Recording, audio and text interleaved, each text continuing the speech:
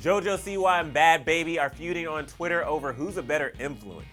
Let's just say this is a feud that we did not see coming. Okay, are you guys ready? Because I have a lot to break down. So, Jojo Siwa is a 15-year-old singer, YouTuber, and Nickelodeon star. Bhad Bhabie, aka Danielle Bregoli, is a 15-year-old rapper who rose to fame after her viral appearance on Dr. Phil 2 years ago. You know, catch me outside, how about that? Okay, so the two are feuding, and it's all because of a tweet from a mom. So this woman named Nicole Leslie did a Facebook post saying, "I'm gonna go on a small rant here because I've seen people make fun of this girl many times because she's acting too young.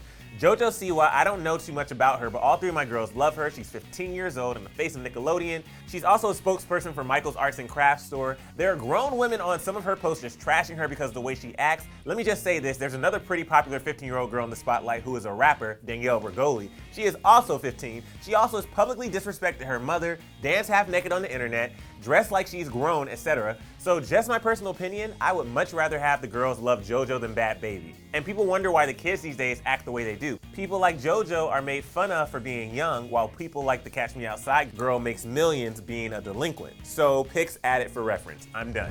Woo! Okay, I know that was a lot, but Nicole went in on the differences between the two.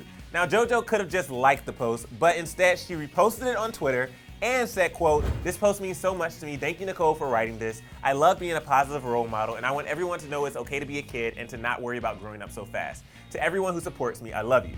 Now, once Bhad Bhabie got wind of this, she had something to say, and let's just say, her response was straight to the point. She quoted the tweet and said, "Suck my d."